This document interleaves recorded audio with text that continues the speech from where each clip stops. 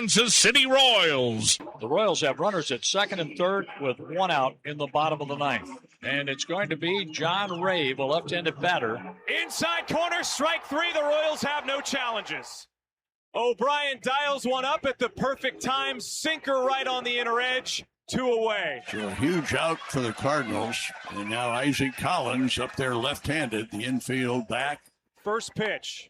On the ground.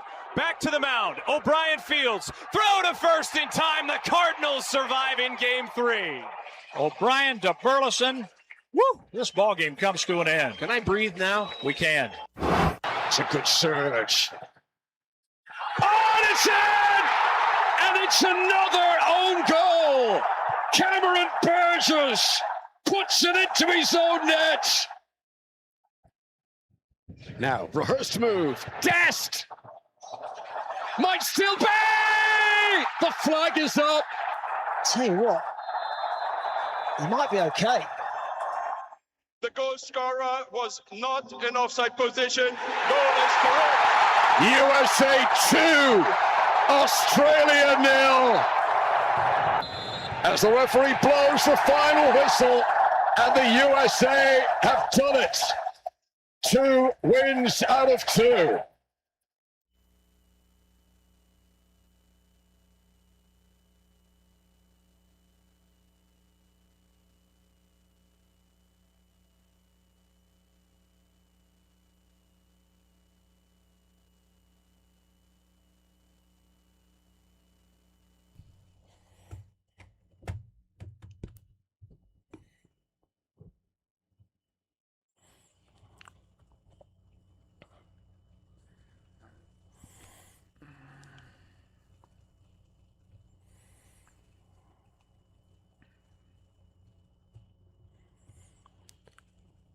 Good morning, Kansas City. This is New Day with SSJ on Sports Radio 810 WHB. It's Monday, June 22nd, 2026. Stephen St. John, Todd Lebo, Jake Gutierrez, my man Deebs.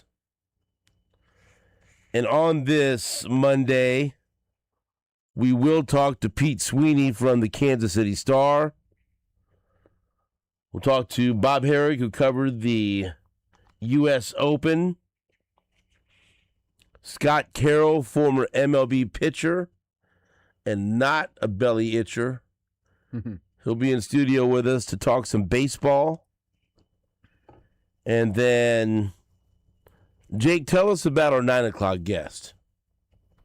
Our 9 o'clock guest, former U.S. men's national team member, also Hall of Fame member of Sporting Kansas City, Peter Vermees, former manager of Sporting Kansas City. Champion as a player and a manager. And as a manager, that's right. Campeón. So Peter used to come on the show when he was coaching Sporting Kansas City. I reached out to him and said, who better to talk about this U.S. men's national team and a guy who played on it, coached against some of these guys. Peter Vermees, 905. Nice. Well, someone actually on the team right now. Did he? No, you said who better than him to talk about it? Right. Someone that's actually on the team. Or, Pochettino. You get the actual coach right now, the manager right now. I don't know. Maybe. You're probably going to get more out of But Peter. he asked the question, who better? Right. But not very many people. That's all opinion. Well, that's it. I don't think there's anybody. So what is Peter doing right now? We'll ask him. Yeah, we'll find out. Do you know? I think he's just hanging out. Is he just in chill mode? I think so. That's a good mode. That's how you live. No, it's not. You live in chill mode. No. You chilled all weekend. No, I didn't. And I'm glad to say that I didn't. Happy Father's Day to you yesterday. What'd you do? You have a meal? Let me wipe the grime from my face. Yeah, man, it was a full weekend. It was a good weekend. Friday, I was MC at KC House, and I really enjoyed it because I'm a fan of Madison Ward's music, and he performed about an hour 15 set, and I had the chance to introduce him on stage. Madison Ward, Independence native. I think he went to the wrong school, but Well, still, Independence. And, formerly Madison Ward and the Mama Bear, but now he's Madison Ward, and he's getting ready to drop some new music. And we talked about when that happens, him coming on the show and promoting that. And so I'll look forward to that. But really a great opportunity. I talked to him backstage for a while. I talked to him about his music. Had a chance to go out and, a little geek out for me. Yeah. Because I love music the way I love sports. And so I felt I think you love music more than you love sports because you get angry at sports. You don't get mad at music. Sometimes I do. Do you? Yeah. And so you do get disappointed by music sometimes. Oh yeah. I'm let down right now. And so my wife was with me, and we had a chance to watch. In between my MC duties, you could either just sit in the green room, or come out. And I'm not a partake. I'm not a sit in the green room. No, you're not passive. Guy. You get involved. And so I had a chance to, in between my duties on stage, listen to the whole set. Yeah. Which was, man. Should have maybe asked you to come up and sing a little. I would have, but I would have ruined everything. Nah. But I thought of you guys. You both would have. He had another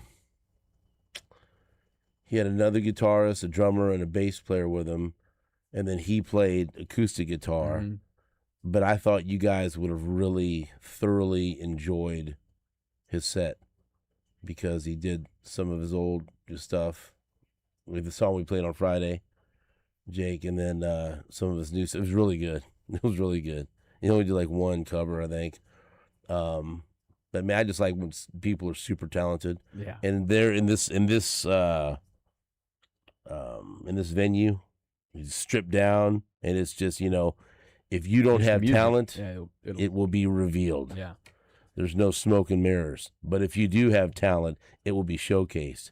And I really enjoyed it. And then there was a young lady that performed. She's, I think, a 3-time American Idol semifinalist. And she's also from the Kansas City area. But now she's singing out of Denver, Jessica Page. Mm-hmm. She was incredible. I mean, she was incredible. And then earlier on,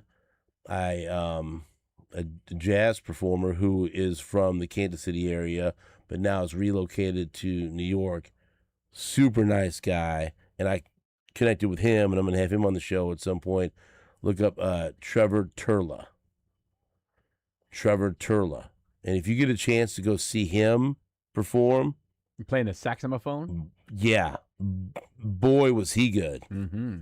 And he also sang and everything else. Just get up to New York this August. You can see him. He's just been in New York since, I think, 24. Mm. But he was excited to be able to come back here and play. And he played at Fan Fest as part of another band. Let me see. Does he weave the textured sounds of his trombone and soulful voice? Yes. I introduced a Latin Grammy Award winner at Fan Fest on Saturday, Mirema Ramos and the Bad Choices. You've been there. Right. I've been a bad choice. Trust me. I'll be your bad choice. And so he is one of the bad choices also. No, yeah. I'm like super talented. But man, was that more jazz? Yeah. It was great. It was I loved loved it. Or just play? Sing too. Sing and then play. Oh the man. saxophone? Yeah. Oh, let me tell you something. Soulful. Jake, I don't know how much you like jazz, but I was digging it. And I had to tell him, I said, man, I love that set. And so I'd like to have you on the show. And so maybe, you know what, I'm thinking about at some point, Jake, if there's ever some lean times for us, even if there's not, maybe, I don't know, once or twice a month, connecting with some of the some local musicians that have, relocated or moved on or, rise up the ranks and talking to them because I love it, playing some of their music. I really enjoyed it. And then Saturday, I emceed at FIFA Fan Fest, and once again, had the opportunity to introduced SEMA Funk on stage. Well, you talk about a live show, baby. There was a guy that he had to weigh about 3 bills, and he did this full splits. Oh, my God. And let me tell you something. It was something to see. And it was wild, and it was great music. And so that was thrilling to be up in front of so many people. So were you down at the Germany game? Was that on then? It had just ended. Just ended, yeah. That was close. Right. And so for the game here, the Ecuador-Curacao game. Yes. Which was nothing, but what a wild It was a very, game. very exciting game to watch. Did you see the goalkeeper for Curacao went from 100,000 Instagram followers to 1 million overnight? He was going to break.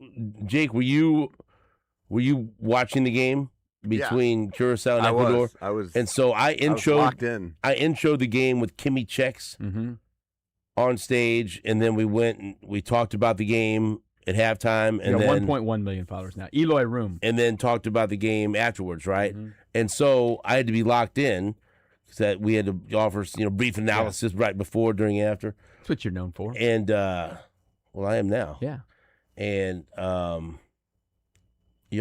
can analyze anything I put my mind to. I know you can. And I didn't know if Jake was locked in. Were you rooting for him or against him to break Tim Howard's record for most saves in a World Cup game? Not for him to do that. I was rooting for him to win because the dude had given up 7 goals to Germany. But you look for something to kind of root for. Yeah, I mean, I was just rooting for little tiny Curacao. Yeah, well, but I find myself. You love Tim Howard, right? I was gambling. I do like Tim Howard a lot. But I was gambling on that game, so it was very frustrating. But I like to see records set. You know what I mean? And they kept he now has 11 saves. Just what was the record? 15 or 16? I think 15. He had 14. And unfortunately, 15 was the record. This has to be the record for a clean sheet, though. He didn't give up anything. But Tim gave up a couple goals in the game. He was peppered. As a former goalkeeper, how great was his performance? Like his individual performance. And I was watching with my older brother, who was also a goalkeeper. So we were like, I mean, who was a better goalkeeper? Hard to say. Between you two, who was better? It's not hard to say. I asked you. I learned everything. He inspired me to play. So. Who was a better goalkeeper? Mike, both great. Oh my God. Me, but okay, there we go. Just wanted some honesty. We just asked for a little honesty. How difficult was that question for him? I mean, the guy I grew up idolizing that guy. Well, great, but who was better? Who put up better numbers? Who won more championships? I won more state championships. I mean, there's a way to measure things, stats. Right. So you're watching it, but it was great, right? Oh, it was. Because I'm watching something and I don't know, and I think, wow, this is great, but maybe it's not as great as I think it is. So I asked Jake on Monday. It just seemed like that was special. Awesome. For sure it was. And it was. This is special. Dr. Pepper, go. It was a great night out there. I didn't go. My brother went with some friends, and he said they had a great time. He posted on Facebook. They had, and they took the shuttle. He was very pleased with the way the shuttle worked. They parked down at the Raytown shuttle. It was a short bus ride, shoot right up there, got out. He said, you definitely walk because, they let you out of the that's Curtis Seabolt's nickname, the Raytown shuttle. You know that? They called him that for years. So I don't know. For years. Right. And there was a little line to get on at the end. Guess what? But they stayed for the whole match. And like the Raytown shuttle, Curtis always delivers. Always delivers. On time. Curtis Seabolt. Coming or going. Right. Either way. Whoa. But it was a great crowd again. Now, I don't think it obviously wasn't going to be as raucous as the Argentina crowd, but the Ecuadorian crowd was out there. That's all the yellow shirts, right? And it was wild. They said there were like 50 or 60,000 Ecuador fans. Absolutely. Oh, I got booed that one time. I'm thinking he's getting a feel for the crowd. I got to, all right. Feel it out. After the match, I was like, how about unbelievable performance? Who was out there rooting for Curacao? And early on, it was a fun story before the match, at halftime. After the match, the Ecuador fans weren't. No. It wasn't a fun story for them. No. It wasn't exciting that they only got 1 point. And this guy, he said something. I was like, hey, all right, well, who's here for Ecuador? And then he got back into it. Like, ooh. Yeah. But it was really was a fun 0-0 match to watch, if there is such a thing. I liked it. It's exciting. It was very exciting. It's about exciting as a no-goal game can get. Yeah, because there were great saves, and there was action the whole time. No one was sitting around parking the bus, as they say. They're freaking out at the end. There was 1 point. Panic set in. Because, because Curacao did get a chance to score a couple goals. Really good shots. There was 1 point. I looked at it, in the second half, Jake, if you wanted to jump on Curacao to win, and I want to say it was about maybe the 55th minute or so, it was still like plus 1,200. I go, really? And at that point, it was still like I want to say plus 500 for a draw still. And I looked at it, I go, as soon as I do that, the second that I do that, Ecuador's going to score. And I'm going to say to myself, why did I do that? You don't know what you're doing. Stop. Don't do that. You just see those numbers. You get caught up in it. Like, I was watching it. Yeah, because at a certain point in time, I was almost like, this is a little hedge, and then I'll just walk out. But then by the time I did, want to do it, it was already like down to plus 220. Like, I'm not even messing. It's not even worth it. Yesterday, I think one of the best saves I've seen in this whole thing, it was Iran, right, against Belgium. The dude laying on his side. Oh, yeah. Reached the hand out. It was just incredible. Yeah. Yes. Belgium now still has not scored since the last World Cup, and they're supposed to be really good. They have not. They're not happy right now. No, they're not. Not happy. But that's all right. Not too bad for them. They were playing down a man, too, in that match. Yeah. Well, it was a bad foul. A horrible foul, yeah. Dumb foul. So anyway, I had a good night. So I'll be back. So what'd you do yesterday? Rest? No, I went to my son's house, Richie's house. They hosted me. Did they cook food? Richie and Phil cooked for me. What'd they cook? So he went straight to a Mexican cookbook that his wife had bought him, and they made me chicken tinga tacos with shredded chicken, an assortment of peppers, and chorizo and potatoes. That was in all in the mix. Yeah, and some gardener's rice, and which just had a variety of vegetables in it. And I love, it's almost like a Mexican fried rice. It was really good, and some beans, and of course tortillas, and Phil made cinnamon rolls, and Selena baked cookies, and Did Julia do something? Julia was away for a while and made me a wonderful picture. Drew me. She's a very talented artist. It made me this beautiful picture. It said "Happy Father's Day" with a monkey. Oh, I like monkeys. Yeah, sure you do. You know, you have a monkey at home? nice. Well, I do. You should get a monkey. I've thought about it. No, I mean in the past there was a time when I'm. You know what you don't need? I'm gonna tell you right now. Little word of advice: you don't need a monkey. I'm not going to, but you know what? I like monkeys with diapers. Yeah. Sure, it's cute. There was a time I wanted to have a monkey with a diaper that smoked and have him, they'd be like, ride your dog around. Yeah, the monkey rides the dog at the rodeo. Put clothes on him, have the monkey wear cowboy hat, or Chiefs gear, or a cowboy hat. Y'all just be able to have one of those for about 4 hours. That's all you need. I'm talking decades ago. Yes. But I just have a love of monkeys from my time at the zoo. So I appreciated that. It was wonderful. And it was also Susan and I's anniversary yesterday. Congratulations. So that was good too. So but we got to like at 2 or 2:30 and we stayed because I didn't want to. Then we stayed till like 11 at night. Yeah. My God. Yeah, we were in Independence till 11. We had a blast. Then we started watching videos, and then I was fast asleep by then. And then we sat in story time and we were talking about just asking about everyone's jobs, and you look down. It's wonderful night. I didn't go to sleep till 1 a.m. By the time I got home and everything else, and so that's crazy. But it was a great weekend, and also not only the World Cup action we've talked about, the U.S. Open. Mm-hmm. Any comments on the U.S. Open from you two? Nice win. I mean, he hung on at the end. Why do so many people dislike Wyndham Clark?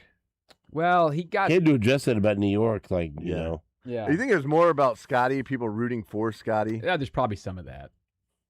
I mean, I'm not a big Wyndham Clark fan, but I did. Is there a reason for this? That's why they never talked to him. I mean, yeah, he definitely played it in the intro. He addressed the fans in New York, and I think he handled it like a pro. But when people are, I mean, that's got to be rough. He's the guy, isn't he? The guy who missed the cut and tore up some lockers or something. Oh, that's the deal. He got banned. Yeah. What course was that? Oh, I Yes. That was Oakmont. Yeah, he got banned from Oakmont. Yes, because he went and broke some lockers after he missed a cut. I think more people would like him because of that. I know. He also has thrown a driver in anger. He's played golf like we play. Yeah, there we go. Let's go to Jake's homepage of Reddit. Let's see. Why is the gallery at Shinnecock so nasty towards Wyndham Clark? Let's see. Okay. Because he is consistently acted like a petulant child and has been very slow to take accountability for his actions. Oakmont incident and other things, but I'm guessing there's a lot of gamblers that are angry right now too. You know what? We forget that's part of it nowadays. Oh, yeah, even more true. so. That's true. He apparently at the par 3 contest this year at Augusta said it's a great birth control event because everyone's out there with their kids, and then made people mad. One guy said on another note. This is now Jake's favorite golfer. One guy said on another note, the dude yelling "get in the bunker" after every one of his shots should never be allowed on the golf course. Well, they kicked some people out. Yeah, right? they did. They booted some people out. I can't read that one. It's like this. Well, there's a people little should be bit of liking it. him more because of this. I know, right? He's now a 2-time U.S. Open champion. Yeah, coast to coast. 1 in L.A. and 1 in New York. Clark said New York really didn't like me. I love you guys, but I get it. Some of it's self-deserved. He shouldn't have broken a locker room. Yeah, I did some unfortunate things I regret. So the locker at Oakmont, it was in the 2025 U.S. Open. He missed the cut by a single stroke, took his anger out in the locker room, and the club banned him. Yeah. To be reinstated, he had to pay for damage, make a charitable contribution, and complete anger management. He apologized, and public has continued to apologize. Yeah, but it's tough when you get back over. See if you remember this: the 25 PGA Championship at Quail Hollow. He threw his driver after a poor tee shot on the 16th hole, and the club struck a sponsor sign, knocked it down just a few feet from a flag attendant. He apologized for that one too. So he's not been a gentleman on the golf course. Oh, here you go. Now, why would this be a reason to like him? Last week at the RBC Canadian Open in Toronto, he wore a Team USA hockey sweater during a round. That's right. Rubbing in the fact that they beat Canada in their own game, and so hecklers started yelling, "Canada hates you" at him. Well, that makes me like him. Right. That's what I was just rooting for a little bit of chaos yesterday. And it got a little close. It came close to it. I like chaos on a final round. What's wrong with wearing the USA sweater up in Canada? I mean, that was kind of the story. People were just like rooting for his bad shots and booing his good shots, and I get it to some level, but it's New York fans too. That's true. The Royals almost swept the Cards. Almost. What a wild one yesterday. 12-10. How about this? How about Cags? Oh yeah, he's going. I mean, there's no more maybes or anything else. We're watching the breakout as it happens. We're not going to talk about Stephen Kolek. I mean, why? Okay, why do you talk about you gave up 9 runs. How about Salvi hustling and running in that 9th inning? Going first to third, a very creative slide to get the run, to get him there with the 2 on. I like when they beat the Cardinals. I do too. There's no doubt about that. But again, we're to the point, sadly, that individual stories about players right now are more important than actual results because they're going nowhere in the standings. That's the problem. Yes. But Cags, right? That would be a big win this season if he turned in to what we thought he'd be. Yeah, what you want him to be as the 6th pick of the draft or whatever. Okay, let's see. Deebs, Jake, Lebo. Last 21 days, what's his OPS? Oh, it's got to be. It got so many home runs. It might be 1,000. Okay, what is it? Last 950. 21 days, and that covers 66 at bats. What's the last 3 weeks? Last 3 weeks. He must have hit 8 home runs. Deep says over 1,000. Liebs says over 1,000. I say just under 1,000. Okay, last 21 days, he's hitting 379. Oof. With a 468 on base. 468. And a 742 slug. 1,200? 1210. Holy smokes. Oh, boy. 1210. Over the past 2 weeks, his OPS is 1236. He's got a 375, 444, 792 slug. This past week, It's lower, but listen to this. It's a different breakdown. 320 batting average, 393 on base. His slug the past 7 days, 840. Over the past 21 if that's days. your bad week, that's awesome. He had 4 homers this week, but 7 homers in the last 21 days. And now his OPS for the season, 829. Getting up there. He's hitting 275 with a 349 on base and a 480 slug. Yeah, it's good news. They absolutely have to have that. I mean, he is on fire, getting on base, hitting for power. I mean, doing it all. Hitting the ball over the wall. Smoked that first home run yesterday. Well, he smoked both. What was that, like 444, the first one? Yeah. That's good news. They have to have that. Now, and listen, here's the thing. Bobby got hurt the other night, right? They've still played well. Mikel's been out. Bobby's been out. He back. So they have continued to fight, which is all you can really ask for. You want to just keep fighting in these situations. So, Bobby is not on the injured list. They're off to Tampa now, right? So they'll be away for a little bit. We'll see what happens if he's in the lineup tonight or not. But I think he's going to get a little rest. They're pretty happy. He looked scared on Thursday when he got hurt. Yeah, he looked like if you'd seen me, I looked scared too. Whatever happened to him was a feeling he hadn't had before. So hopefully it's just rest. We will take a break back after this on WHB.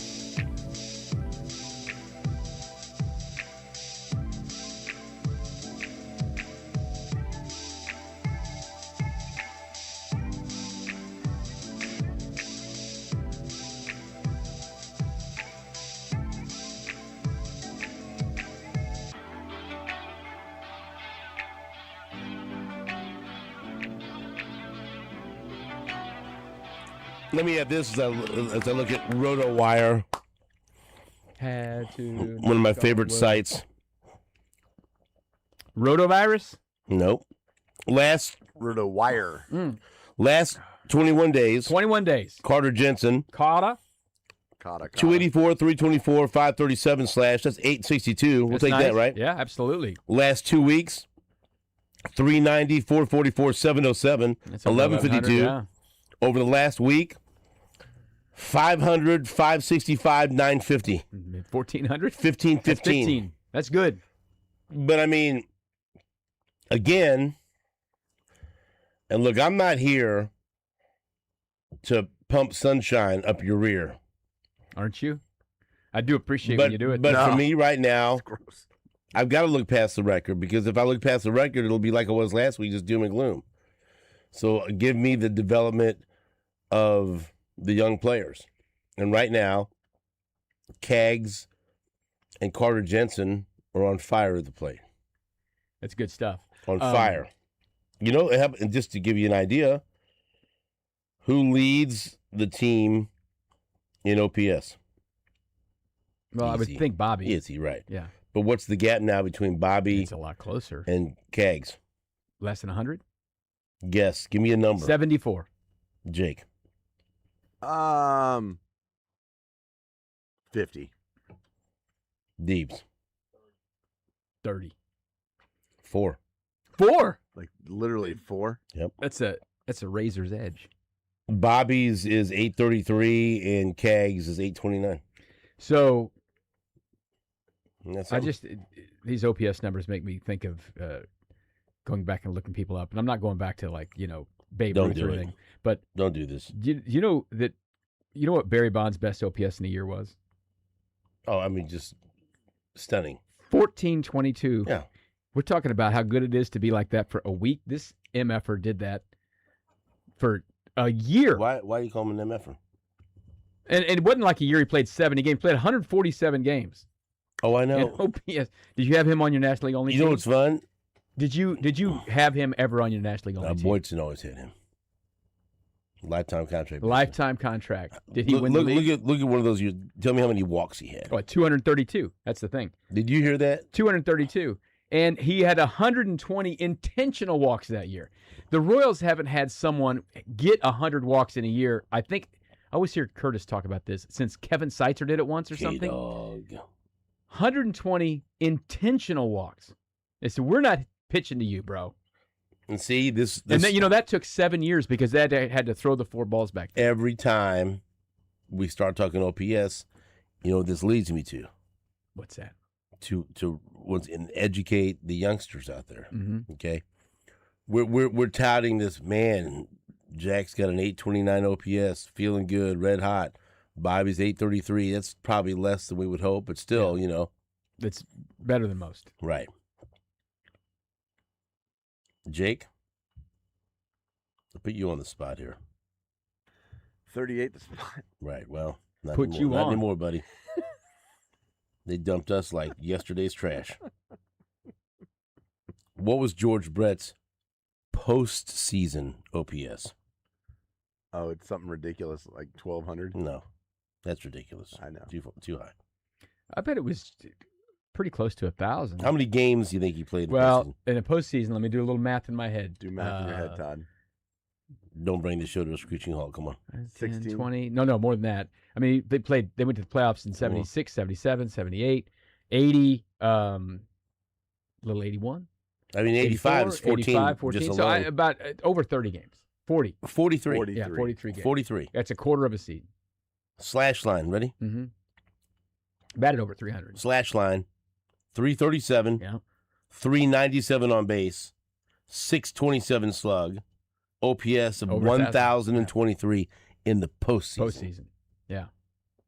Now, pretty get back to me when someone. Barry Bonds when is a less than that. Royals player does that. Now, Barry Bonds had a great one postseason, but he was well known. That's for when anyone not brings being up good. anything about anyone in a Royals uniform, about George Brett. Do not talk to me about anything.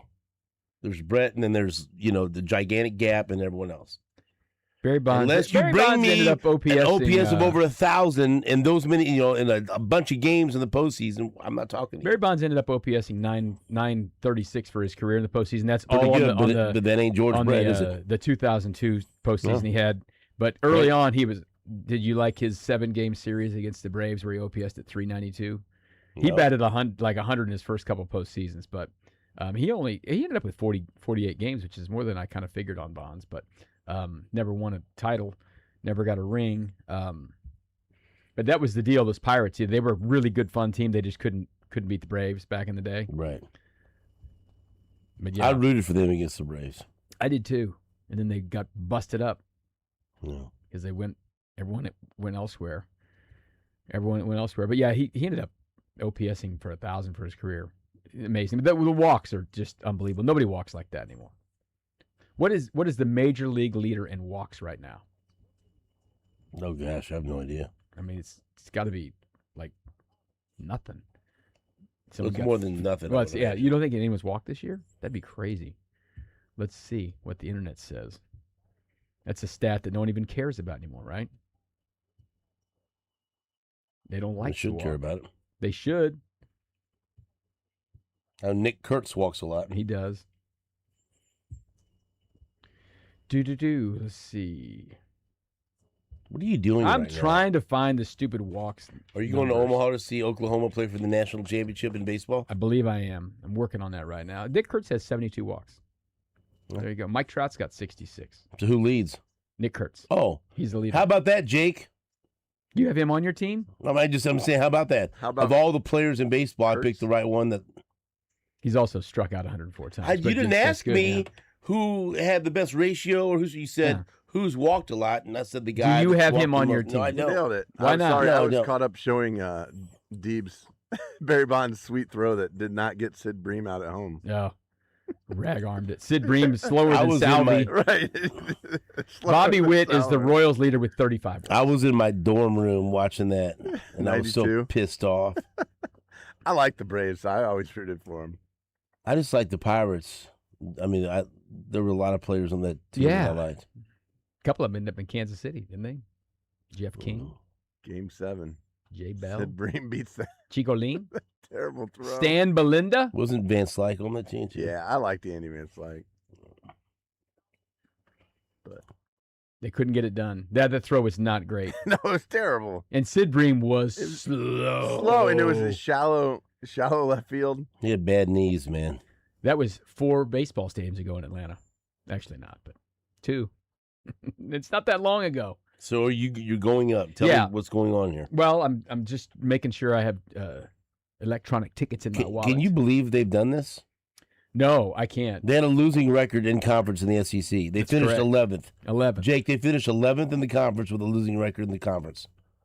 It's a hell of a run. And now they're 1 win away from the national championship. It's crazy. Yeah, it's crazy. It's going to be a wild one tonight.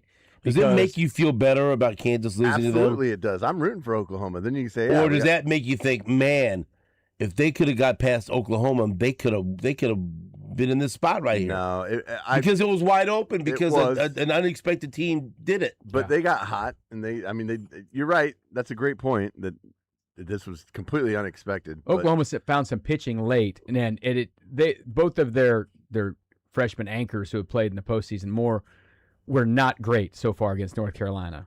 Rager ended up gutting it out and going 5 innings. The offense picked him up, but Mercurius yesterday just couldn't find the strike zone. And listen, he fought hard and only gave up 4 runs. They just couldn't get anything going offensively. And that dude there's this guy named Caden Glauber who comes in for Carolina. They're 29-0 now when he pitches. He's a relief pitcher. I think he pitched 4 innings yesterday. He just came in and the guy throws like 95, 80, 74, 86, 98. I mean, he's like crazy good. So they need to get some offense early, and today it'll be all hands on deck. Anyone who can throw is going to throw. What time's the game? 6. So that's not a bad time. 6 is way better than 7 to go up. Will you stay? No. I come back. I got work. Up and back. Up and back.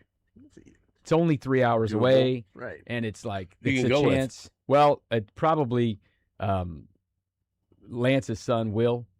Lance can't go. Lance will? Lance can't. You just said Lance will. his son His will. son. Oh, his son will what? William go with me. So he just finished his freshman year at Oklahoma. So that's probably what we're gonna do. But I got to make him drive? No. Why not? Well, maybe make him drive on the way home if I'm tired. Or if you're. If Uncle Todd's tired, I'm not going to be bubbing. This will be Oklahoma won. a business trip. Be popping champagne. If they win the national championship, you're gonna have a beer or something. Maybe. What's the Oklahoma drink? You can have a Boomer Sooner. Or what is it? Is that a there? drink? I don't know. Is there? Some hot damn. I just really wanted them to win yesterday, so I wouldn't have to have Some this Fireball. choice, Seems like an Oklahoma drink. you know. Fireball. What's an Oklahoma drink? All I drank Celebratory was drink. cheap beer when I Yeah. was in college. Brands that may not exist anymore. So do you think they're gonna win? I don't know, man. I don't think so.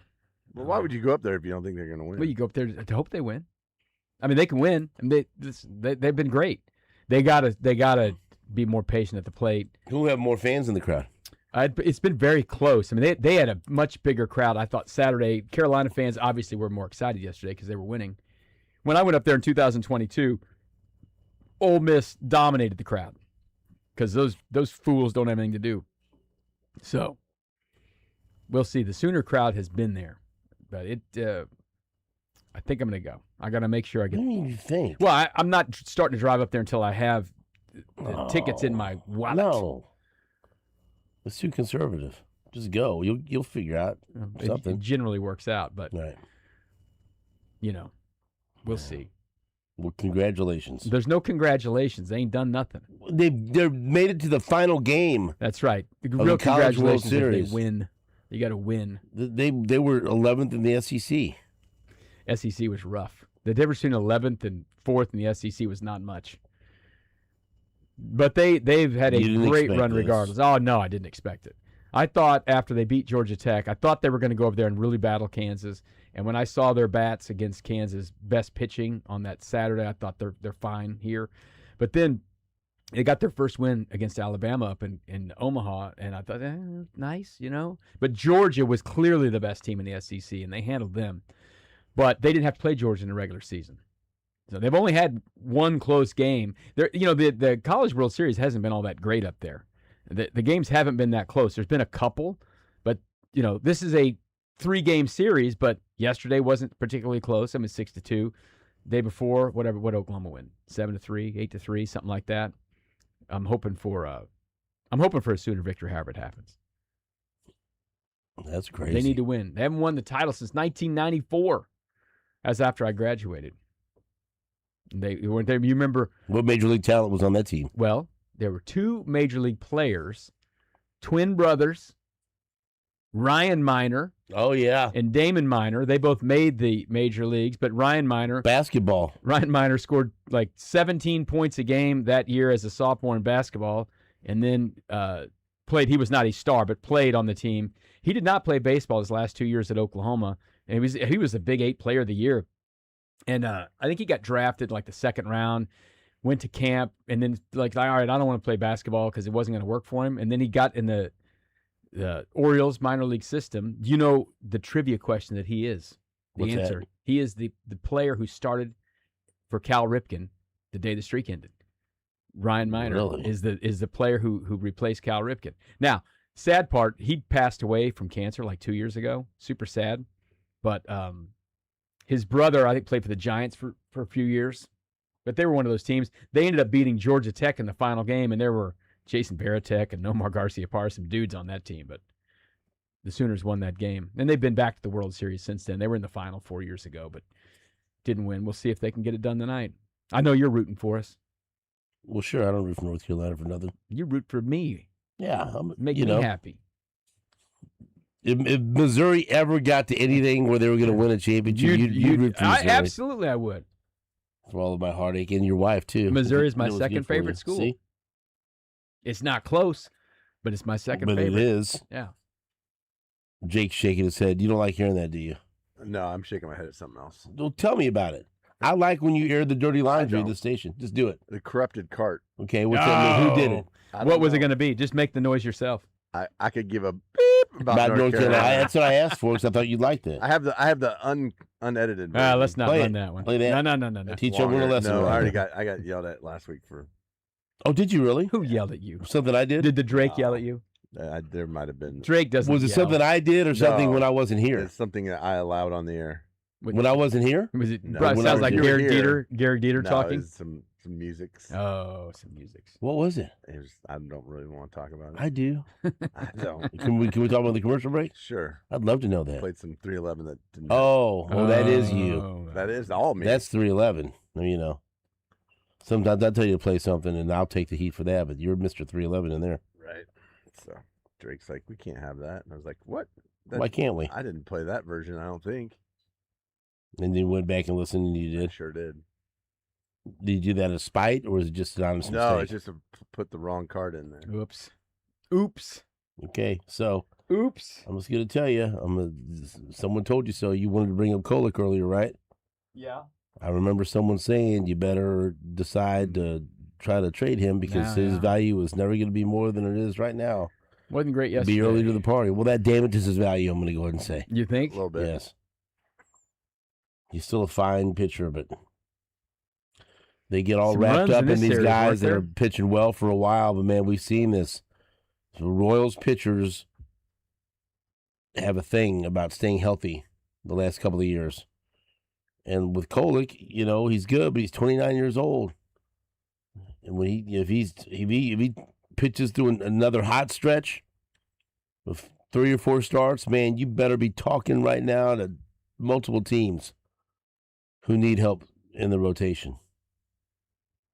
You got 4 down in Tampa. Don't fall in love with fool's gold. We'll take a break back after this on WHP.